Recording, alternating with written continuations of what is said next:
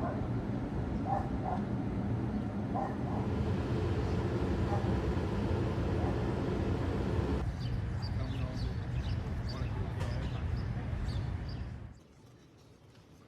you, Mr. Mayor, Mr. Commissioner, Mr. President. First and foremost, I want to say to the families in Brooklyn, I'm sorry. You should never, ever, ever have to face something like this. This is a societal problem that we're dealing with, a mass shooting where a disagreement turns into 28 people shot. This is insanity. This cannot be the society that we are expected to live in. We have to do better. We've done what we've put at the state level to try and find ways for it to be harder to get guns into people's hands, but this is the problem with too many guns in too many hands of people that make life and death decisions. It is not okay. Something has to give. This isn't how I anticipated this Sunday.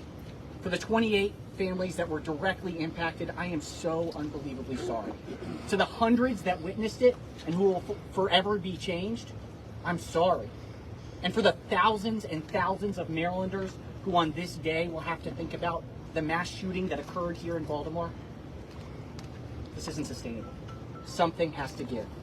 I stand here as a representative of the state saying that the state is in partnership and in conversation with the governor to provide the resources necessary so that no community has to deal with what we're dealing with here today. 12:30 a.m. we received calls for a shooting. We located 10 victims on scene. One victim, adult female, was pronounced deceased on the scene. 9 additional victims were transported from the scene to local hospitals. Shortly after, 20 additional victims walked into local and regional hospitals with various injuries. Currently, we are still at 30 victims. Ages range from 13 to 32. 9 victims remain at area hospitals in various conditions. 2 victims have been pronounced deceased. And I ask if anyone with information, please call 911 or Metro Crime Stoppers. This was a reckless, cowardly act of violence that has taken 2 lives and altered many, many more.